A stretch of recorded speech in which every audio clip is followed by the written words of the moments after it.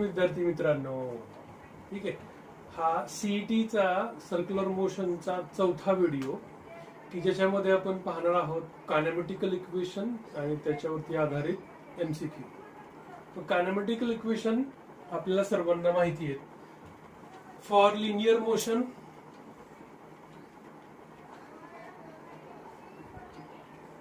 And for त्याला तुम्ही rotational motion पण म्हणू शकता, रोटेशनल मोशन किंवा और सर्क्युलर मोशन.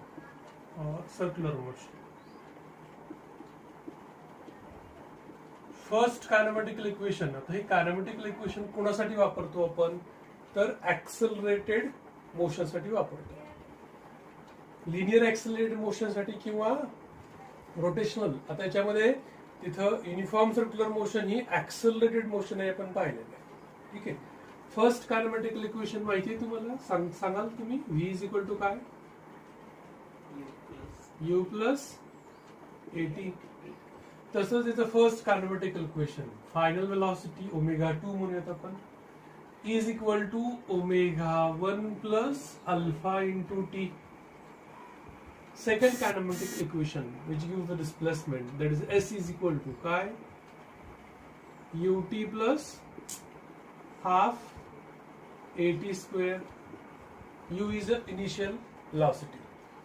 त्यानंतर theta is the angular displacement. जसं इथं linear displacement आहे तसं इथं angular displacement. That is omega 1 into t plus half of alpha t square. This is second kinematical equation. Third kinematical equation for linear motion, v square is equal to u square plus 2 times as. तसंच third kinematic equation, v omega 2 square is equal to omega 1 square plus 2 times alpha into theta. तसंच displacement during the nth second, त्याला आपण SN म्हणतो आपण. ठीक आहे, हेही equation आपल्याला लक्षात ठेवायचं आहे की जे या ठिकाणी u plus a into bracket it is n minus half, displacement during the nth second. तसंच displacement angular displacement theta n म्हणूयात त्याला. It is the initial velocity, angular velocity omega 1 plus angular acceleration alpha into bracket n minus half. त्याच्यानंतर याच्या पुढचा भाग म्हणजे जर आपल्याला वेलॉसिटी माहिती आहे, ठीक आहे, तर डिस्प्लेसमेंट जे आहे ते कसं करतो आपण. ऍव्हरेज वेलॉसिटी माहिती आहे आणि टाइम माहिती आहे, चेंज इन वेलॉसिटी किती वेळात किती होते हे माहिती आहे आपल्याला. तर अशा वेळेला जे डिस्प्लेसमेंट जे आहे ते डिस्प्लेसमेंट आपण ऍव्हरेज वेलॉसिटी घेतो. म्हणजे final velocity plus initial velocity upon time is the average velocity. आणि वेलॉसिटीला जर टाइमनी आपण मल्टिप्लाय केलं किती वेळात हा बदल होतो त्याला मल्टिप्लाय केलं तर तरी या ठिकाणी त्याचं डिस्प्लेसमेंट आपल्याला काढता येईल. तसंच हा जो थीटा जो आहे तो थीटा जर आपल्याला या ठिकाणी इनिशियल किंवा फायनल अँग्युलर वेलॉसिटी माहिती आहे, इनिशियल अँग्युलर वेलॉसिटी माहिती आहे, त्याचा जर ऍव्हरेज काढला आपण म्हणजे दोघांची बेरीज करून दोन्ही डिव्हाइड केलं आपण, omega 2 plus omega 1 upon 2 into T, तरी आपल्याला या ठिकाणी इथं थीटा काढता येतो, म्हणजे त्या वेळेत झालेला अँग्युलर डिस्प्लेसमेंट काढता येतो. आता याच्या पुढचा एक भाग लक्षात ठेवायचा आपल्याला, तो म्हणजे या ठिकाणी ओमेगा जर आपण फ्रिक्वेन्सी स्वरूपात लिहिला तर थीटा कसा लिहिता येईल या केसमध्ये. It is 2 pi into bracket, 2 पाय कॉमन निघेल, ठीक आहे, 2 pi into bracket n1 plus n2, त्यातला हा 2 कॅन्सल होऊ शकतो. म्हणजे आपल्याला या ठिकाणी पाय into bracket n1 plus n2 किंवा n2 प्लस n1, ठीक आहे, 2 पाय या 2 सोबत कॅन्सल इंटू टी. म्हणजे डायरेक्ट तुम्ही या ठिकाणी थीटा असाही काढू शकता, कारण ओमेगा म्हणजे 2 पाय n आहे, त्यातला 2 पाय आणि 2 पाय कॉमन काढला आपण, त्यातला या ठिकाणी 2 त्या 2 सोबत कॅन्सल झाला तर पाय into bracket n1 plus n2 into T असं येऊ शकतं. आता याच्यानंतर याच्या पुढचा एक भाग जो लक्षात ठेवायचा आहे तो या केसमध्ये number of revolutions. Number of revolution आपल्याला काढायचे असतील, कारण हे अँग्युलर डिस्प्लेसमेंट आहे. तर अँग्युलर डिस्प्लेसमेंट आणि त्याचं नंबर ऑफ रिव्हॉल्युशन्स कसं काढता, in terms of number of revolution कसं काढता येतं. तर आपल्याला हे माहिती आहे, वरचा भाग तुम्हाला समजला असेल, तो भाग मी पुसून टाकतो. हा भाग तुम्ही तुमच्या नोटबुक मध्ये लिहायचा आहे. ठीक आहे. तर थीटा इज इक्वल टू, जर या ठिकाणी n नंबर ऑफ रिव्हॉल्युशन्स कन्सिडर करूयात आपण. ठीक आहे. एका रिव्हॉल्युशन साठी अँग्युलर डिस्प्लेसमेंट जे आहे ते किती असतं, तर 2 पाय रॅडियन एवढं असतं. अँग्युलर डिस्प्लेसमेंट तुम्हाला माहिती असेल, इथून निघालो आपण, अँग्युलर डिस्प्लेसमेंट किती, π/2. इथे आलो आपण पाय, इथं 3π/2. एक फेरी पूर्ण झाली 2 पाय, म्हणजे एका फेरीसाठी किती असतं 2 पाय, म्हणजे एका फेरीसाठी 2 पाय एवढं अँग्युलर डिस्प्लेसमेंट आहे. तर या ठिकाणी आपल्याला थीटा माहिती आहे, समजा एकूण टोटल अँग्युलर डिस्प्लेसमेंट माहिती आहे. तर नंबर ऑफ रिव्हॉल्युशन्स आपल्याला काढायचे असतील, तर नंबर ऑफ रिव्हॉल्युशनला n म्हणूयात आपण, which is equal to theta upon काय करावं लागेल, 2 पाय. म्हणजे जर थीटाला, एकूण त्या थीटाला जर 2 पायने आपण डिवाइड केलं तर तुम्हाला एकूण फेऱ्या काढता येतात. ठीक आहे. नंबर ऑफ रिव्हॉल्युशन्स तुम्हाला काढता येतील. आता याच केसमध्ये जर आपण नंबर ऑफ रिव्हॉल्युशन्स, आपल्याला थीटा माहिती आहे, तर याच्यावरून आपल्याला नंबर ऑफ रिव्हॉल्युशन काढता येईल का. ठीक आहे. तर याच्यामध्ये समजा आपण थीटा, हा थीटा आपण इन टर्म्स ऑफ पाय घेतला आपण, तर n इज इक्वल टू, समजा थीटा आपण असा काढला आहे. ठीक आहे. तो किती आहे, पाय into bracket n1 plus n2 upon हा 2 पाय इंटू टी. याचा अर्थ इथं पाय पाय कॅन्सल होईल. ठीक आहे. म्हणजेच तुम्ही नंबर ऑफ रिव्हॉल्युशन्स तुम्ही असेही काढू शकता ऍव्हरेजच्या मेथडमध्ये. Initial frequency, final frequency upon 2 म्हणजे ऍव्हरेज फ्रिक्वेन्सी इंटू टी. ठीक आहे. म्हणजे नंबर ऑफ रिव्हॉल्युशन काढण्यासाठी तुम्ही हाही फॉर्म्युला या ठिकाणी वापरू शकता, की जो महत्वाचा आहे, जो बऱ्याच ठिकाणी एमसीक्यू मध्ये वापरतो आपण. नंबर ऑफ रिव्हॉल्युशन्स, इनिशियल फ्रिक्वेन्सी माहिती आहे, फायनल फ्रिक्वेन्सी माहिती आहे, तुम्ही त्याचा ऍव्हरेज काढला, ती फ्रिक्वेन्सी चेंज होण्याकरता किती वेळ लागतो हे माहिती आहे, तर एकूण फेऱ्या किती होतात ते काढता येतात. ठीक आहे. असे एक 4 kinematical equation for the circular motion, for the rotational motion आणि नंबर ऑफ रिव्हॉल्युशन करता असलेले 2 फॉर्म्युले, थीटा अपॉन 2 पाय आणि n बरोबर n1 plus n2 upon 2 into T. तर या फॉर्म्युल्यावरती आधारित जे काही एमसीक्यू आहेत ते एमसीक्यू आपल्याला पाहायचे. त्यातला पहिला एमसीक्यू जो आहे तो कसा आहे. ठीक आहे. त्याच्यामध्ये पहिला एमसीक्यू असा आहे, the kinematical equation of motion are applied. Okay.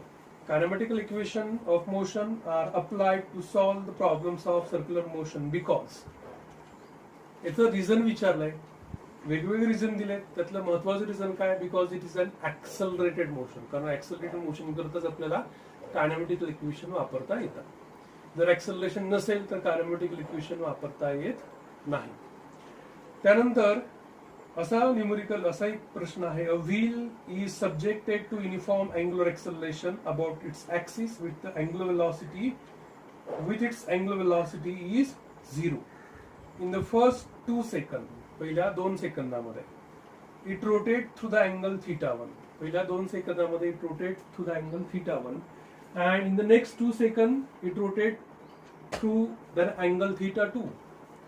म्हणजे पहिल्या 2 सेकंदामध्ये इट रोटेट द अँगल θ1. त्यानंतरच्या 2 सेकंदामध्ये इट रोटेट द अँगल θ2. तर त्यांनी असं विचारलंय, then the ratio of θ1 to θ2 to, then find the ratio of θ2 upon θ1. तर हा रेशो विचारला. तर या ठिकाणी आपण जे कायनेमॅटिकल इक्वेशन वापरले होते त्यातलं सेकंड कायनेमॅटिकल इक्वेशन काय आहे. Second kinematical equation, theta is equal to omega 1 into T plus half of alpha T square. ठीक आहे. मग याच्यामध्ये या ठिकाणी इथं आपल्याला या पहिल्या याच्यामध्ये जर आपण हे इक्वेशन वापरलं तर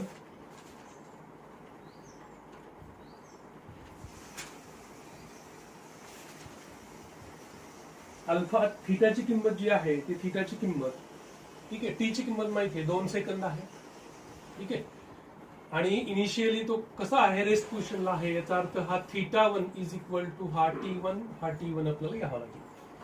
तर θ1 ची व्हॅल्यू काय येऊ शकते का? θ1 इनिशियल वेलोसिटी 0 आहे plus half of alpha. T1 किती आहे, 2 सेकंद आहे, याचा अर्थ त्याचा वर्ग जर केला आपण तर तो 4 होईल. याचा अर्थ θ1 पहिल्या 2 सेकंदामध्ये अँग्युलर डिस्प्लेसमेंट किती असेल, 2 अल्फा रॅडियन एवढं असेल. ठीक आहे. आता या ठिकाणी θ2 पुढच्या 2 सेकंदामध्ये, त्यासाठी आपण काय करूयात, एक θ2 डॅश काढूयात आपण. तर आपण या एमसीक्यू मध्ये काय दिलं होतं पहा, पहिल्या 2 सेकंदामध्ये डिस्प्लेसमेंट आहे θ1, त्यानंतरच्या 2 सेकंदामध्ये डिस्प्लेसमेंट आहे θ2.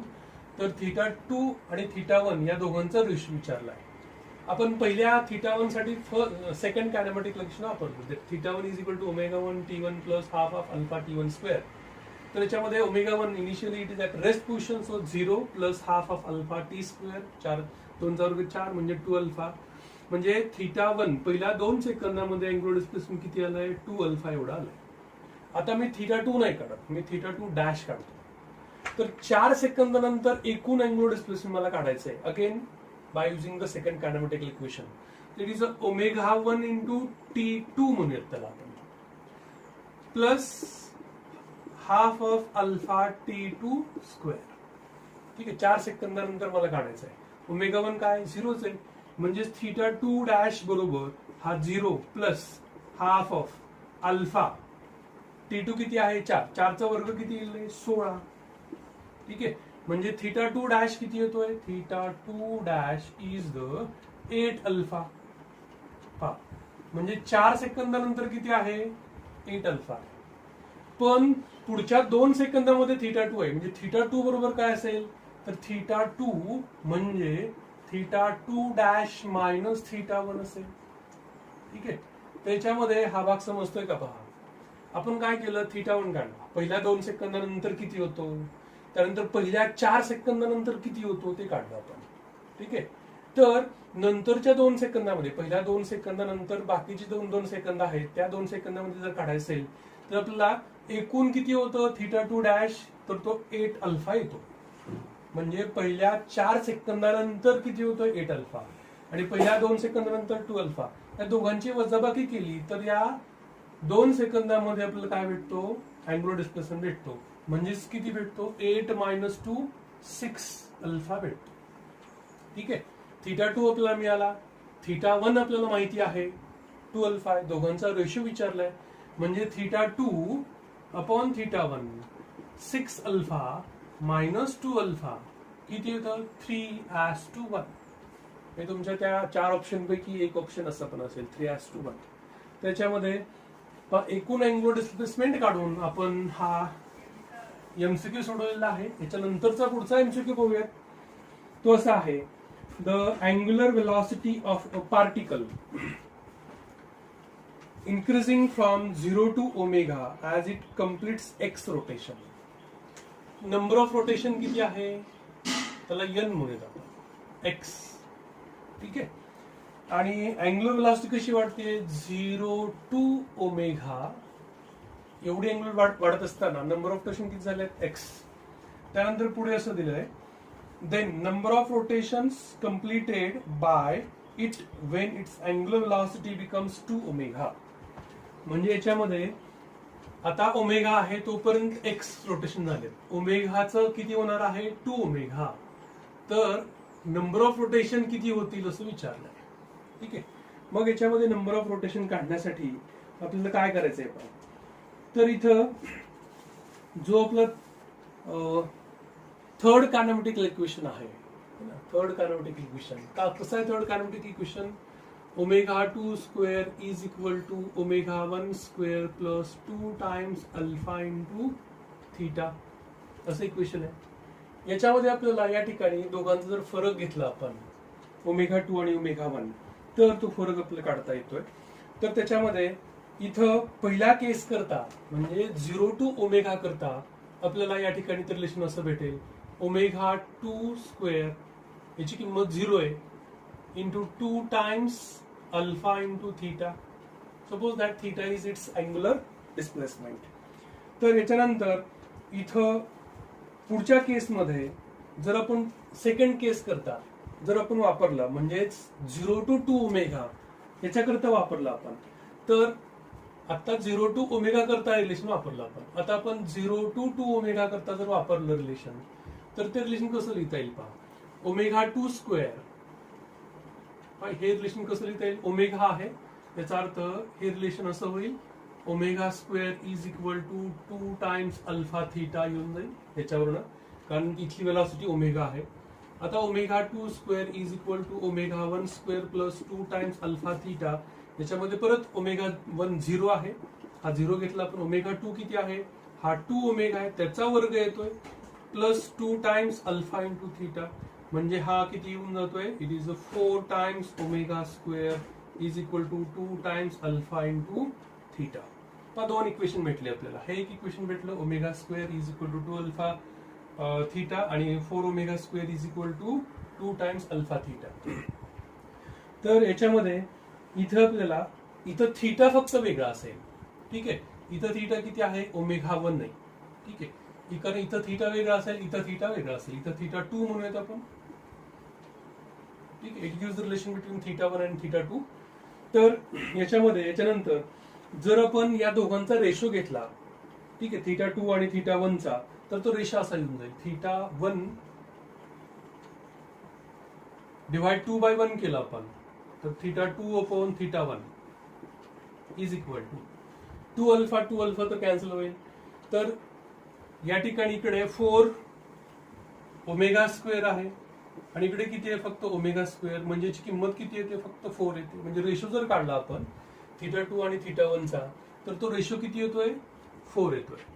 आता याच्यावरून आपल्याला याच्या पुढचा भाग जो आहे तो म्हणजे आपल्याला माहितीये की थीटा आणि नंबर ऑफ रोटेशन याचं रिलेशन कसं असतं, ठीक आहे. म्हणजे या ठिकाणी इथं पहिल्या या केस करता जर थीटा 1 एवढा अँग्युलर डिस्प्लेसमेंट आहे आणि या केस करता थीटा 2 आहे, तर आपल्याला या ठिकाणी या केस करता आपण थीटा आणि एन याचं रिलेशन माहिती आहे आपल्याला, N is equal to theta upon किती आहे, 2 पाय. तर नंबर ऑफ रोटेशन याला 2 पाय आपण रेशो घेतोय आपण, याचा 2 पाय कॅन्सल होऊ शकतो. तर याच्यामध्ये थीटा 1 साठी व्हॅल्यू किती आहे, एक्स, म्हणजे ते जर आपण नंबर ऑफ रोटेशन स्वरूपात जर लिहिलं आपण, तर सुरुवातीला नंबर ऑफ रोटेशन किती आहेत, एक्स. म्हणजे याचा अर्थ आपल्याला थीटा 2 काढायचा आहे, थीटा 1 माहिती आहे आपल्याला इन टर्म्स ऑफ, जर एक्स आपण याला x2 म्हणूया असं वाटलं, in terms of number of rotation याला आपण x2 म्हणूया, x2 अपॉन 2 पाय असं होईल, अपॉन x1 अपॉन 2 पाय is equal to 4. 2 pi get cancel, so x2 is equal to 4 times x1 आणि x1 दिलेला आहे की जो x आहे, म्हणजेच आपल्याला x2 ची व्हॅल्यू जी आहे ती किती भेटते, 4 टाइम्स x एवढी भेटते. म्हणजे रिलेशन बिटवीन देम, म्हणजे त्यानंतरचं नंबर ऑफ रोटेशन किती होतील, पहिल्या जेवढे झालेले आहेत त्याच्या 4 पटीने जास्त होतील. तर हा एक एमसीक्यू आहे की ज्याच्यामध्ये आपण नंबर ऑफ रोटेशन काढतोय. जर अँग्युलर स्पीड दुप्पट वाढली तर नंबर ऑफ रोटेशन 4 पटीने वाढतात. त्याच्यानंतर पुढचं न्यूमेरिकल जे आहे ते numerical, a simple pendulum is suspended from the ceiling of a train. याच्यामध्ये ट्रेनची ही एक बोगी आहे असा विचार करूयात आपण, ठीक आहे. आणि या ट्रेनच्या वरच्या रूफला एक पेंडुलम लटकवलेला आहे, ठीक आहे. when the train is accelerated in this direction, suppose that a is the acceleration of the train, then find the angle made by the string with the vertical. असं विचारलं आपल्याला. when the train is accelerated, when the train moves with a constant speed, then there is no inclination of the string with the vertical. म्हणजे speed constant असेल तर ती string तशीच राहील, पण जर ती ऍक्सलरेट होईल ज्यावेळेस होईल त्यावेळेस ती स्ट्रिंग कुठे जाईल, इकडे जाईल, पाठीमागं, मोशनच्या एक्झॅक्टली अपोजिट डायरेक्शन मध्ये, because of the centrifugal force, की because of the pseudo force म्हणत आपण. ऍक्सलरेशन फ्रेम ऑफ ऍक्सलरेशन ज्या दिशेमध्ये त्याच्या एक्झॅक्टली अपोजिट दिशेमध्ये ते फोर्स एक्झर्ट होईल. म्हणजे ती स्ट्रिंग कशी होईल, अशी होईल. ठीक आहे. आता या मोशन मध्ये समजा हे युनिफॉर्म ऍक्सलरेशन आहे, तर तो पेंडुलम आपल्याला तसाच दिसेल. ठीक आहे. Inclined with the vertical with some angle theta. आता इन्क्लिनेशन हा अँगल आपल्याला विचारला आहे. लगेच एवढी 4 ऑप्शन दिलेत. ठीक आहे. अँगल 0 आहे, अँगल 90 डिग्री आहे. तर पाहूयात आपण अँगल काय येतो तो. तर याच्यामध्ये इथं वेगवेगळे जे फोर्स एक्झर्ट होतात ते काढूयात. mg which acts in the downward direction, tension along the string which is toward the point of suspension, tension resolved in 2 component, that is a T, हा अँगल दोन्ही सारखे असतील. vertical upward component T cos of theta. A simple pendulum in a train which is accelerated in this direction, in which the string makes an angle theta with the vertical. In this case, the mg which acts vertically in downward direction, tension along the string. In this case, the tension dissolve in 2 components, that is a T cos of theta, vertical component, because these two angles are same, and the horizontal component is the T sin theta, and the pseudo force which exert on this pendulum is in this direction, that is m into a, because m is the mass of that bob and a is the acceleration, which is the acceleration of that frame of reference. Then the T cos of theta balances the weight, that is mg, and the T sin theta balances the pseudo force, that is ma. So divide 2 by 1, we get the tan of theta is equal to, m get cancel, it is a upon g. So theta becomes tan of inverse acceleration of the train upon acceleration due to gravity. ठीक आहे. अशामध्ये या ठिकाणी इथं आपल्याला ती string त्या vertical सोबत किती अँगल तयार करते, तर एवढा अँगल तयार करते. ठीक आहे. ट्रेनचं तुम्हाला ऍक्सलरेशन माहित असेल तर तो अँगल पण तुम्हाला इथं काढता येऊ शकतो. तर हा एक न्यूमेरिकल या ठिकाणी आहे. याच्यानंतरचा पुढचा जो एमसीक्यू आहे तो बघूयात, की ज्याच्यामध्ये असं दिलेलं आहे, शाफ्ट ऑफ मोटर. ठीक आहे. Can shaft of motor car rotate at the constant angular frequency, that is a 3000 revolutions per minute. ठीक आहे. याचा जो काही अँग्युलर फ्रिक्वेन्सी आहे तो कॉन्स्टंट आहे. ठीक आहे. नेक्स्ट ओमेगा कसा दिलाय, कॉन्स्टंट. आता ओमेगा दिलेला नाही, ते दिलेलं आहे दॅट इज 3000 रिव्हॉल्युशन्स पर मिनिट, म्हणजे फ्रिक्वेन्सी दिली आहे 3000 रिव्हॉल्युशन्स पर मिनिट. ठीक आहे. शाफ्ट आहे की ज्याच्यावरती पुढे व्हील रोटेट होतात, असा शाफ्ट आहे. आणि याच्यामध्ये काय विचारलंय का, the angle through which it has turn in 1 second. तर अँगल म्हणजेच थीटा विचारलाय, पण कधी T is equal to 1 second असताना. एका सेकंदामध्ये थीटा काय असेल असं विचारलंय. फ्रिक्वेन्सी किती आहे, कॉन्स्टंट आहे की जी 3000 रिव्हॉल्युशन्स पर मिनिट आहे. तर थीटा एका सेकंदामध्ये त्याचं अँग्युलर डिस्प्लेसमेंट किती होईल असं विचारलंय. पहा कसं करता येईल. आधी फ्रिक्वेन्सी आपण हर्ट्स मध्ये काढूयात, म्हणजे रिव्हॉल्युशन्स पर सेकंद मध्ये काढूयात. त्याला सेकंद मध्ये करण्यासाठी काय करावं लागेल, 60 ने काय करावं लागेल, आपल्याला डिव्हाइड करावं लागेल. ठीक आहे. तर ते काय होईल, रिव्हॉल्युशन्स पर सेकंद. याच्यामध्ये किती होईल, हे 50 होऊन जाईल है ना. म्हणजे फ्रिक्वेन्सी जी आहे ती 50 हर्ट्ज किंवा आरपीएस होऊन जाईल. आता थीटा, ओमेगा आणि टी याच्यात रिलेशन माहिती आहे. Omega is theta upon T. So theta is equal to omega into t, but omega is a 2 pi n into t. So put the value of all, that is theta is equal to 2 into pi into n is a 50 into t is the 1. Then we get theta is equal to 100 pi radian.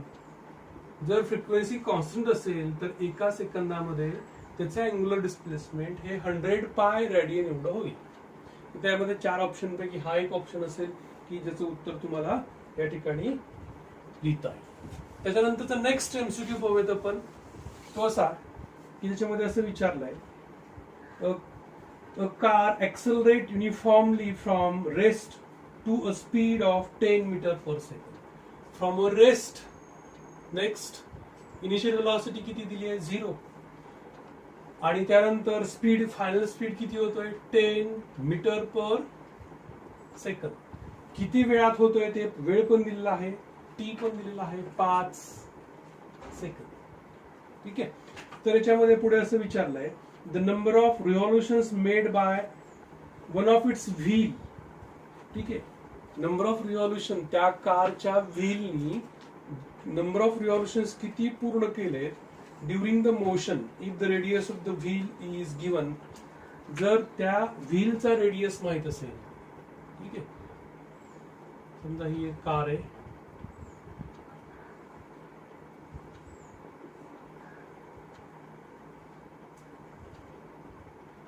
ठीक आहे. याचा radius दिलाय म्हणजे R किती आहे 1/π metre एवढा आहे. तर या ठिकाणी आपण आपल्याला सुरुवातीला काय करावं लागेल त्या वेळेमध्ये तर डिस्प्लेसमेंट किती होतं ते काढावं लागेल. ठीक आहे. तर डिस्प्लेसमेंट काढण्यासाठी आपल्याला कुठलं इक्वेशन वापरावं लागेल तर त्यासाठी आपल्याला वापरावं लागेल जर आपण फर्स्ट वापरलं तर नाही भेटणार. सेकंड मध्ये आपल्याला ut plus half alpha T square alpha आपल्याला गरजेचं आहे. आधी अल्फा काढावा लागेल आपल्याला. मग याच्यामध्ये इथे आपल्याला किंवा डिस्प्लेसमेंटचा दुसरा एक फॉर्म्युला आपण वापरू शकतो आपण ऍव्हरेज वेलॉसिटी काढून. तर ते असं आहे की S is equal to initial velocity plus final velocity upon 2 म्हणजेच ऍव्हरेज वेलॉसिटी इंटू टाइम. म्हणजे एकूण या ठिकाणी डिस्प्लेसमेंट आपल्याला काढता येतं. जसं आपण अँग्युलर मोशन करता आपण म्हणलं तर theta is equal to n1 plus n2 upon 2 into T. ठीक आहे. तसंच इथे आपल्याला या ठिकाणी वापरता येईल. मग याच्यामध्ये इथं u 0 आहे, v किती आहे 10 अपॉन 2 इंटू टी किती आहे 5 म्हणजेच 5 इंटू 5 किती होतं हे 25 मीटर. म्हणजे या वेळेमध्ये त्याचं एकूण डिस्प्लेसमेंट किती होतं 25 मीटर. आता पहा रेडियस किती आहे 1/π. तर इन वन रिव्हॉल्युशन्स त्या व्हीलच्या एका रिव्हॉल्युशन मध्ये तो किती डिस्टन्स ट्रॅव्हल करेल परिघा एवढा डिस्टन्स ट्रॅव्हल करेल 2πr. ठीक आहे. एवढं डिस्टन्स ट्रॅव्हल करेल. आर किती आहे पाय. याचा अर्थ 2πr is 1/π. So pi get cancel 2 metre. म्हणजे एका रिव्हॉल्युशन मध्ये किती तो डिस्टन्स ट्रॅव्हल करतोय व्हील 2 मीटर. एकूण डिस्टन्स किती आहे 25 metre. So the number of revolutions during that displacement is the total distance upon the distance traveled by the wheel in one rotation, that is a 2. So it is a 12.5 number of revolutions आहे ना. म्हणजे तो एकूण 12.5 एवढे रिव्हॉल्युशन्स काय करेल पूर्ण करेल. ठीक आहे. त्याच्यामध्ये या ठिकाणी हे पण एक न्यूमेरिकल या ठिकाणी. याच्यानंतरचं पुढचं न्यूमेरिकल बघूयात आपण. ते असं आहे the wheel starts from the rest. Wheel next MCQ wheel which starts from the rest and acquire the angular velocity omega1 is 0, omega2 is equal to 60 radian per second in a half a minute. So t is given, that is a half minute. Half minutes means it is a 30 second. Then its angular acceleration is. तर alpha काय आहे असं विचारलंय. ठीक आहे. या MCQ मध्ये omega1 is the 0, omega2 is the 60, the t is 30. So alpha is the omega2 minus omega1 upon t. Omega2 is the 60 minus 0 upon t is the 30. So it is a 2 radian per second square. ठीक आहे. सोपा होता. त्यानंतर पहा the wheel of the car of a car makes 10 revolutions per second. Wheel of the car makes next n is given 10 number of revolutions, 10 revolutions per seconds. Okay. Then it is stopped in 14 seconds. Time is given, that is a 14 second. Then the number of revolutions it makes before it stop. ठीक आहे. तर या ठिकाणी थांबण्यापूर्वी then number of revolution it makes before it stop.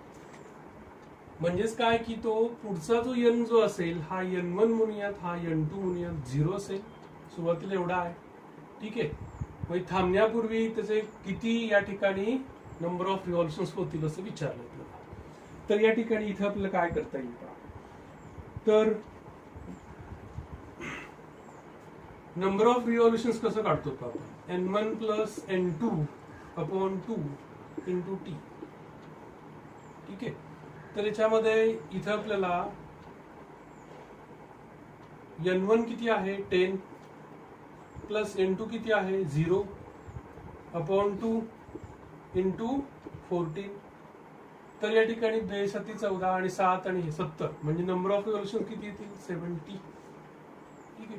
तो जो आपला जो average चा फॉर्म्युला जो आहे तो इथे वापरला तर याचं उत्तर किती येतं 70 येतं. त्यानंतरचा एक न्यूमेरिकल किंवा एमसीक्यू बघूयात आपण. त्याच्यामध्ये असं दिलंय, a flywheel is revolving at flywheel whose moment of inertia is increased by the mass is distributed along its ring. A flywheel is revolving at 150 revolutions per minute. म्हणजेच n दिलेला आहे. Next MCQ, n is given 150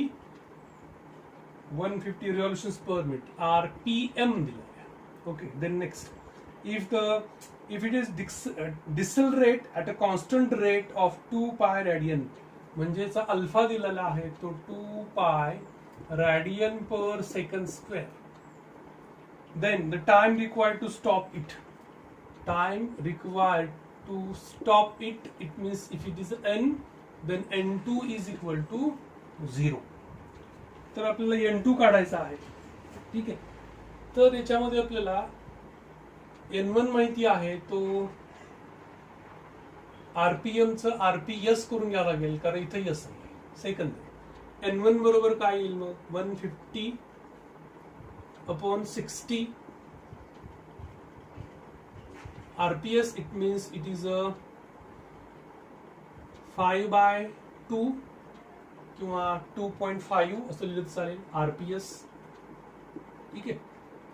आता आपल्याला या ठिकाणी alpha काढायचा आहे. अल्फासाठी formula कसा आहे, alpha is equal to that is 2 pi into bracket n2 minus n1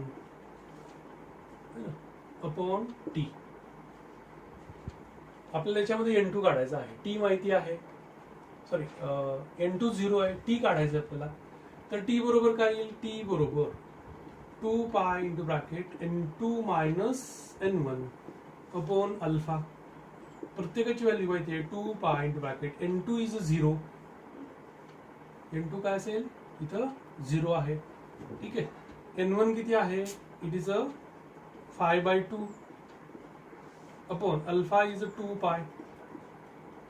पाय. तर रिटार्डेशन आहे हे ना, रिटार्डेशन आहे याचा अर्थ अल्फा निगेटिव्ह घ्यावा लागतो आपल्याला, म्हणजे हा निगेटिव्ह घ्यावा लागेल आपल्याला. 2 pi get cancel, so it is again 5/2. Minus minus परत ते प्लस होईल 5/2. याचा अर्थ किती येतं 2.5. टी काढलाय सेकंद, एवढा वेळ लागेल आपल्याला. ठीक आहे. म्हणजे सुरुवातीला जर या ठिकाणी 150 RPM असेल तर तो 0 होण्याकरता जर अल्फा असा असेल, रिटार्डेशन असं असेल तर त्याला किती वेळ लागेल, 2.5 सेकंद एवढा वेळ लागेल.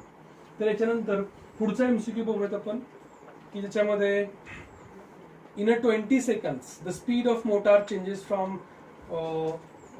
1200.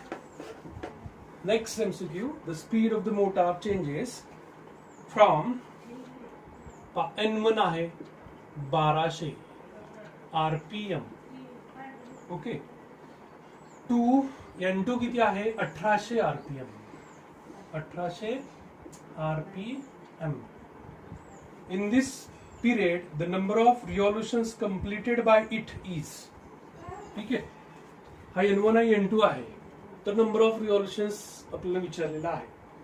तर याच्यामध्ये किती वेळात हा बदल होतोय इन 20 सेकंद, म्हणजे टी माहिती आहे आपल्याला, टी इज इक्वल टू 20 सेकंद. तर नंबर ऑफ रिव्हॉल्युशन्स आपल्याला काय विचारलंय, number of revolution n is equal to question mark. आधी RPM चं RPS करूयात आपण. ठीक आहे. कसं करता येईल RPS, किती होईल पहिला n1 कितीने आपल्याला डिवाइड करावं लागेल त्याला 60ने. 60ने डिवाइड केलं आपण म्हणजे किती येईल हा 20 RPS. ठीक आहे. किती येईल तो 20. कसं येईल 20? 0 0 गेला 7 2 12 है ना 20. तसंच N2 किती येईल रे मग 30 RPS. आपलं N नंबर ऑफ रिव्होल्यूशनचा formula in terms of N पाहिलाय आपण. काय तो formula? It is N1 plus N2 upon 2 average into T. ठीक आहे. प्रत्येकाची किंमत माहिती आहे. N1 किती आहे 20 आहे, N2 किती आहे 30 आहे, अपॉन 2 ॲव्हरेज काढला आपण त्याचा की तो 25 येतो इंटू 20. म्हणजे या ठिकाणी हा 10 बरोबर आहे, हा 10 होईल. दोन्ही भाग दिला आपण 10. दोघांचा बेरीज किती येते 50. 50ला 10 गुणलं आपण किती येईल 500. म्हणजे तो किती फेऱ्या पूर्ण करेल युनिटलेस क्वांटिटी 500 नंबर ऑफ रिव्हॉल्यूशन्स तो एवढ्या वेळेत पूर्ण करेल. जर असा स्पीड चेंज झाला तर वाढला तर 20 सेकंदामध्ये तो 500 फेऱ्या पूर्ण करेल. तर याच्यानंतर पुढचं MCQ बघूयात आपण. Car of wheel 60 centimetre in diameter. एक कार आहे, त्या कारचा व्हीलचा डायमीटर दिलेला आहे आणि तो किती आहे diameter of the wheel of the car is 60 centimeter. Okay. Is turning at 8 revolutions per minute. Turning at 8, N is given 8 revolutions per minute. Sorry, 8 revolutions per second. RPS then. Okay. RPS. Then when the car begins to slow uniformly to rest in a time of 14 seconds. आता T 14 second मध्ये हा N1 कसं करूयात N2 becomes 0 in 14 seconds. Then the distance traveled by the car in this time is. तर distance किती travel करेल. ठीक आहे. आता याच्यामध्ये आपल्याला या ठिकाणी या न्यूमरिकल मध्ये आधी आपल्याला काय करावं लागेल एका नंबर ऑफ म्हणजे distance travel by the car आपल्याला काढायचं आहे. ठीक आहे. Distance travel by the car काढायचं आहे. Distance travel by the car कसं काढता येईल आपल्याला तर आधी आपल्याला नंबर ऑफ रिव्हॉल्यूशन्स काढावं लागतील. ठीक आहे. नंबर ऑफ रिव्हॉल्यूशन कशी काढता येतील आपल्याला N is equal to average frequency. Average किती आहे 8/2. It is 4 means 0 plus 8/2. ठीक आहे. इंटू 14 म्हणजेच 4 इंटू 14. ठीक आहे. 4 इंटू 14. तर 4 इंटू 14 किती येऊन जाईल हे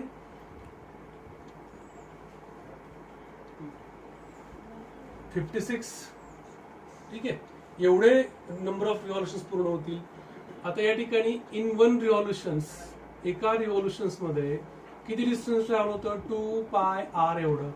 ते इन डायमीटर जर घेतलं आपण किंवा याचा एवढं रेडियस काढला आपण तर तो रेडियस किती येईल 30 सेंटीमीटर येऊन जाईल. ठीक आहे. आता याचं उत्तर जे आहे ते उत्तर जर सेंटीमीटर मध्ये दिलं असेल तर सेंटीमीटर मध्येच ठेवा. याचं उत्तर जे आहे ते जर मीटर मध्ये असेल तर मग मात्र या ठिकाणी आपल्याला या ठिकाणी या सेंटीमीटरचं मीटर करावं लागेल. किती होईल ते सेंटीमीटरचं मीटर 0.3 एवढं होऊन जाईल. तर याच्यामध्ये एका रिव्हॉल्यूशन मध्ये एवढं नंबर ऑफ रिव्हॉल्यूशन्स माहिती आहे आपल्याला. म्हणजे त्याचं काय करावं लागेल आपल्याला डिस्टन्सचा आणि त्याचा गुणाकार करावा लागेल आपल्याला. म्हणजेच डिस्टन्स ट्रॅव्हल्ड बाय कार और the wheel of the car is equal to number of revolutions into एका रिव्हॉल्यूशन मध्ये किती डिस्टन्स ट्रॅव्हल करत होतो 2πr है ना. याचा दोघांचा सरळ गुणाकार करावा लागेल आपल्याला. नंबर ऑफ रिव्हॉल्यूशन्स किती आहेत 56 इंटू 2π इंटू r इज 0.3. ठीक आहे. जर या ठिकाणी आपण 56 इंटू 2 इंटू 22/7 घेऊयात आपल्याला इंटू 0.3 8 येऊन जाईल हे. ठीक आहे. 7 8 56 8 2 16 है ना. 8 2 16 16 त्रिक 48 म्हणजे 4.8 येऊन जाईल इंटू 2.2 सॉरी 222 4.8 इंटू 22 या दोघांचा जर गुणाकार केला आपण तर तो गुणाकार जवळपास या ठिकाणी किती येतो तर तो जवळपास 105.6 येतो. गुणाकार करून पाहू शकता तुम्ही एवढं मीटर काय करेल ते व्हील डिस्टन्स ट्रॅव्हल करेल. अशा या ठिकाणी हा न्यूमेरिकल तुम्हाला समजला असेल. याच्यानंतरचं न्यूमेरिकल पाहूयात आपण. An automobile engine starting from rest is given an angular acceleration 20 radian per second square. Angular acceleration is given, that is a 20. Next, alpha is given 20 radian per second square. Then, for 10 second, वेळ पण दिलाय किती वेळा करता आहे 10 second. Then find the angle turn during this period. Find the angle turn during this period. तर या ठिकाणी इथं अँगल कसा काढता येतो आपल्याला. अँगल काढण्यासाठी आपल्याला थीटा काढण्यासाठी आपल्याला या ठिकाणी काय काय दिले पहा. स्टार्टिंग फ्रॉम रेस्ट असं म्हणलंय. याचा अर्थ या ठिकाणी इथं इनिशियल जी व्हेलॉसिटी जी आहे ती ओमेगा 1 म्हणूयात आपण त्याला 0 आहे. सेकंड कायनेमॅटिकल इक्वेशन वापरलं आपण. That is theta is equal to omega 1 t plus half of alpha t square. Omega 1 तर 0 आहे. First term becomes 0 plus half of alpha is given, that is a 2 t square, it is 100, so it is become 100. ठीक है, it is become 100.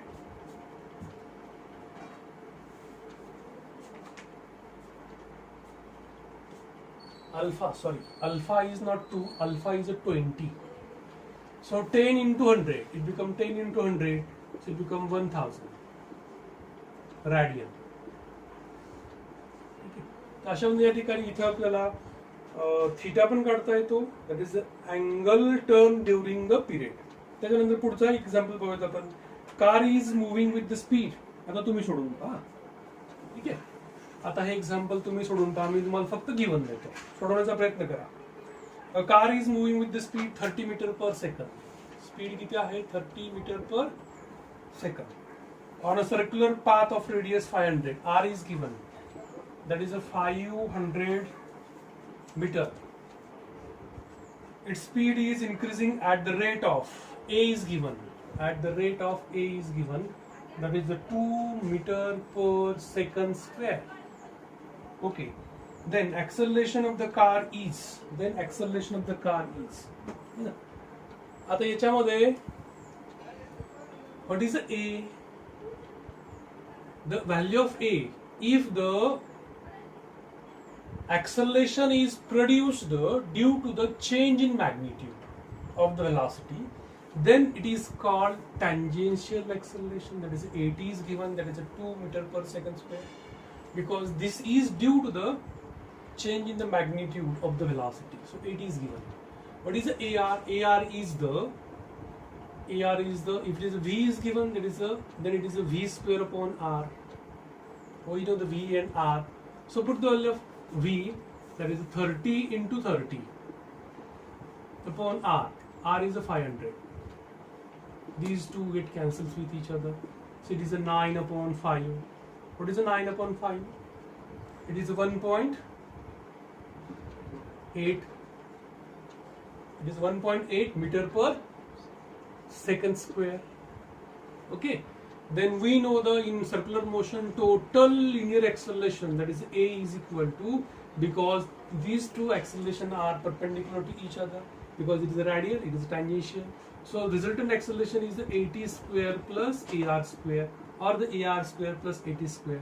So the value of AT is given, that is a 2, square of 2 is 4, plus square of 1.8.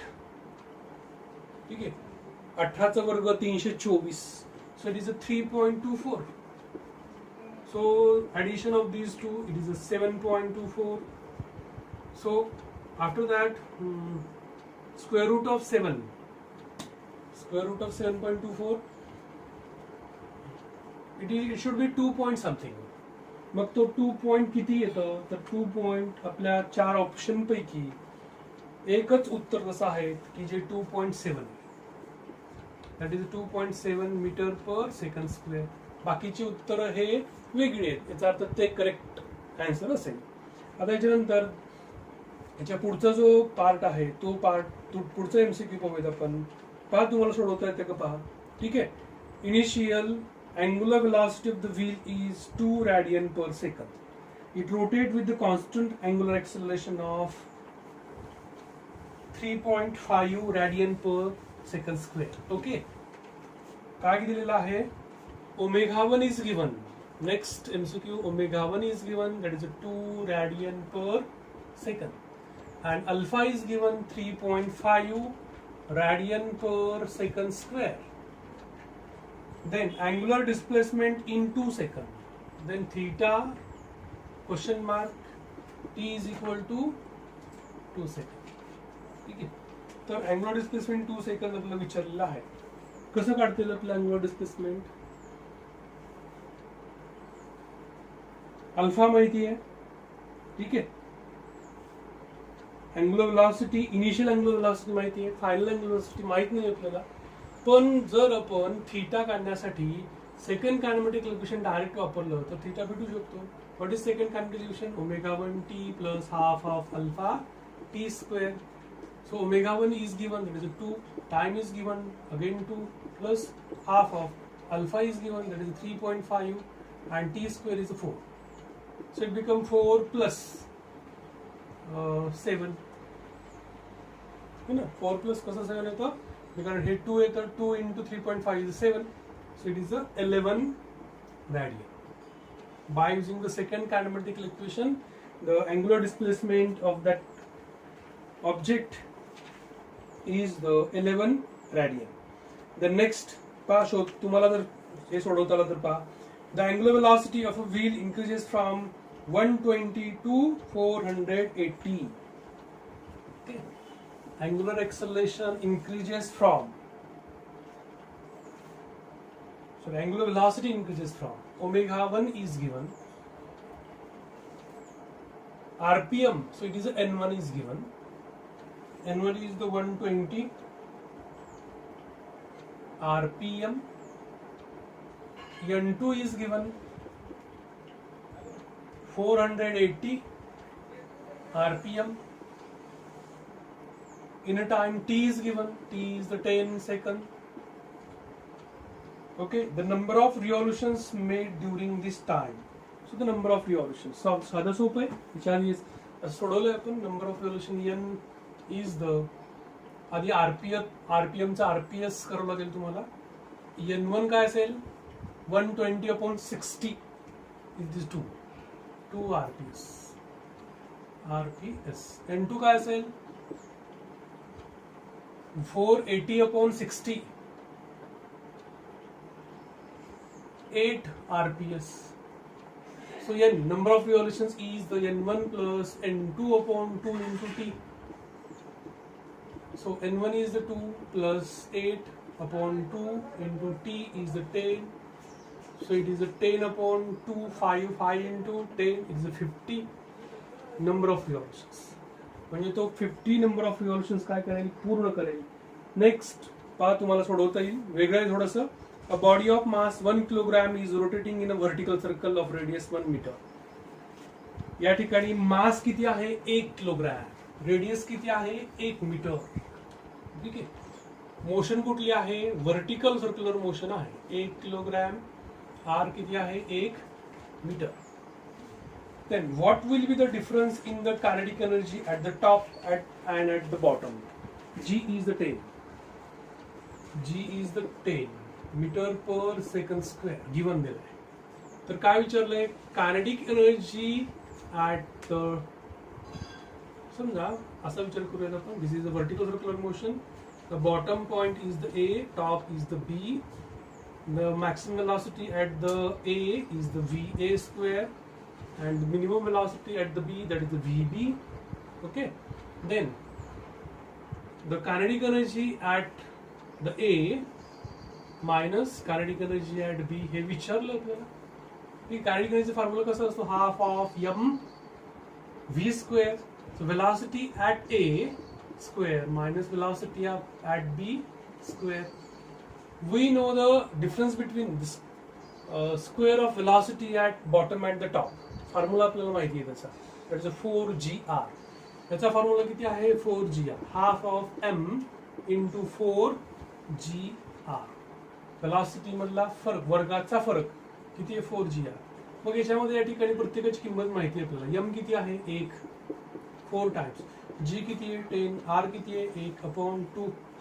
म्हणजे या ठिकाणी किती होऊन जाईल? 2 into it is 20 joule. म्हणजे kinetic energy मधला फरक जो आहे तो किती येतोय? 20 जूल एवढा येतो.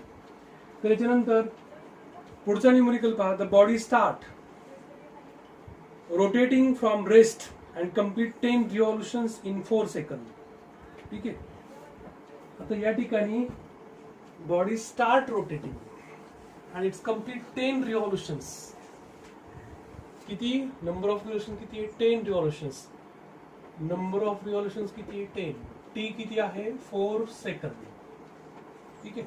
It's from start from rest, म्हणजे इनिशियली तो रेस्ट पोझिशनला आहे. आणि पुढे काय विचारलं? Find its angular acceleration. तर काय विचारलंय? Find its angular acceleration. तर या ठिकाणी आपल्याला नंबर ऑफ रोटेशन माहिती आहे. ठीक आहे. तर एकूण अँग्युलर डिस्प्लेसमेंट आपल्याला काढता येईल.